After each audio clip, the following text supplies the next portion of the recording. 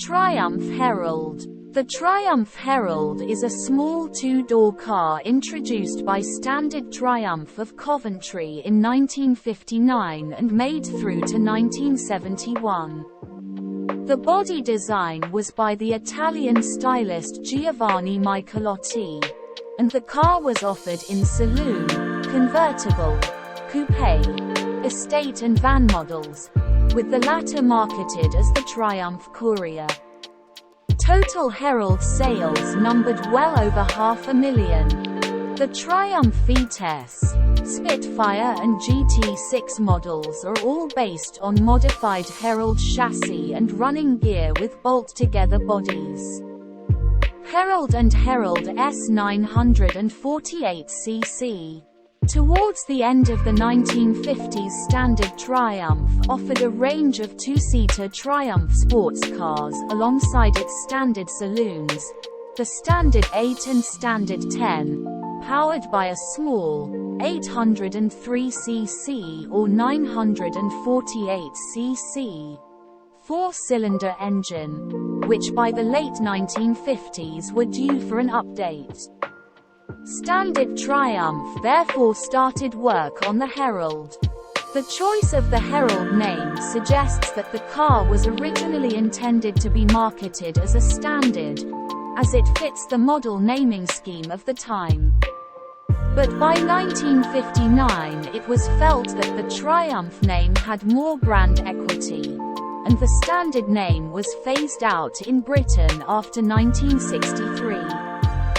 Giovanni Michelotti was commissioned to style the car by the Standard Triumph Board, encouraged by Chief Engineer Harry Webster, and quickly produced designs for a two-door saloon with a large glass area that gave 93% all-round visibility in the saloon variant and the «razor edge» looks to which many makers were turning. As Fisher and Ludlow, Standard Triumph's body suppliers became part of an uncooperative British Motor Corporation, it was decided that the car should have a separate chassis rather than adopting the newer unitary construction. The main body tub was bolted to the chassis and the whole front end hinged forward to allow access to the engine. Every panel, including the sills and roof, could be unbolted from the car so that different body styles could be easily built on the same chassis.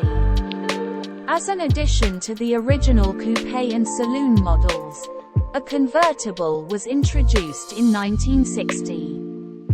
The Standard Pennant's four-cylinder 948cc OHV Standard SC engine and four-speed manual gearbox was used with synchromesh on the top three gears and remote gearshift and driving the rear wheels. Most of the engine parts were previously used in the Standard 8/10ths. The rack and pinion steering afforded the Herald a tight 25-foot (7.6 meters) turning circle. At the front, coil and double wishbone front suspension was fitted, which was in time directly. At the front, coil and double wishbone front suspension was fitted, which was in time directly copied by such as Lotus, the Chevrolet Cheetah and Reliant. The rear suspension, in a new departure for Triumph, offered limited, independent springing via a single transverse leaf spring bolted to the top of the final drive unit and swing axles. Instruments were confined to a single large speedometer with fuel gauge in the saloon. A temperature gauge was available as an option, on a dashboard of grey pressed fiberboard. The coupe dashboard was equipped with speedometer, fuel and temperature gauges, together with a lockable glove box. The car had loop pile carpeting and heater as standard.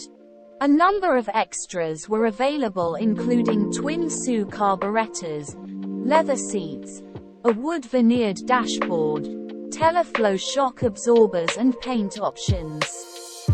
In late 1958, prototype cars embarked on a test run from Cape Town to Tangiers.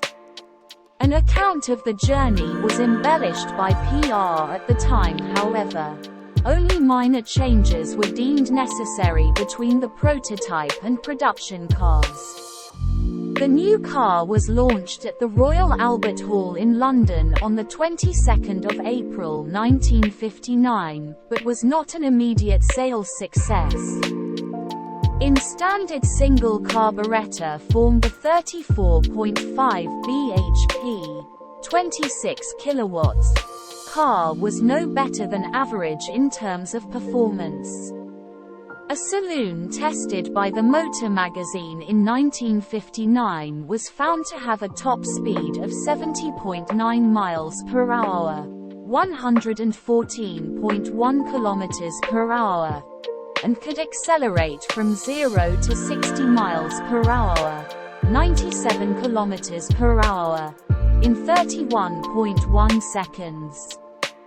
A fuel consumption of 34.5 miles per imperial gallon, 8.2 L, 100 kilometers, 28.7 mpg/US, was recorded.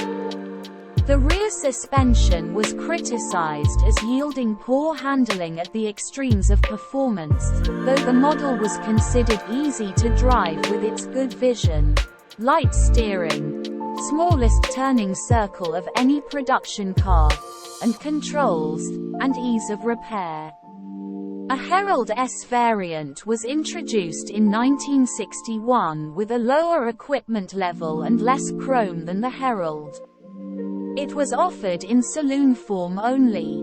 The 948cc Herald Coupe and convertible models were discontinued in 1961, the 948cc Herald Saloon in 1962 and the Herald S in 1964.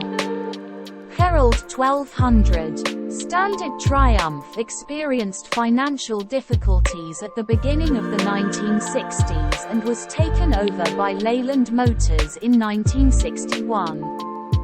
This released new resources to develop the Herald, and the car was relaunched in April 1961 with an 1147cc engine as the Herald 1200. The new model featured rubber-covered bumpers, a wooden laminate dashboard and improved seating. Quality control was also tightened up. Twin carburetors were no longer fitted to any of the range as standard, although they remained an option, the standard being a single downdraft Solex carburetor.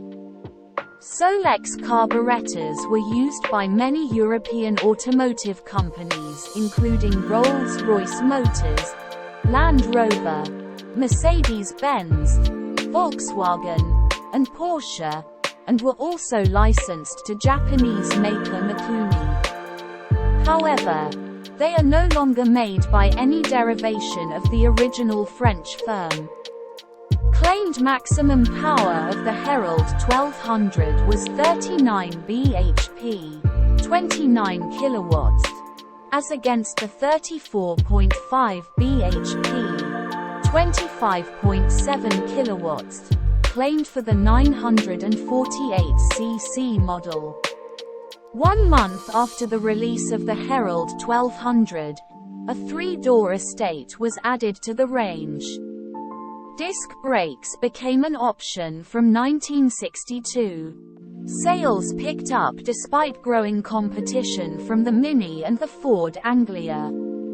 The coupe was dropped from the range in late 1964 as it was by then in direct competition with the Triumph Spitfire. The Herald 1200 remained in production until 1970. Herald 1250ths, an upmarket version, the Herald 1250ths, was offered from 1963 to 1967. It featured a tuned engine with a claimed output of 51 bhp, 38 kilowatts, in place of the previous 39, along with a sliding, weather shield, vinyl fabric sunroof and front disc brakes as standard. The 1250ths, which was offered only as a two-door saloon, was fitted with a fine barred aluminium grille. The power output of the 1200, which remained in production alongside the 1250ths, was subsequently boosted to 48 bhp. Herald 1360ths. In October 1967, the range was updated with the introduction at the London Motor Show of the Herald 1360ths. The 1360ths was offered in saloon, convertible and estate-bodied versions. The sunroof remained available for the saloon as an optional extra rather than a standard feature. Triumph manufactured its first car in 1923. The company was acquired by Leyland Motors in 1960, ultimately becoming part of the giant conglomerate British Leyland (BL) in 1968, where the Triumph brand was absorbed into BL's specialist division alongside former Leyland stablemates Rover and Jaguar. Thank you for watching the history of classic Triumph Herald brands.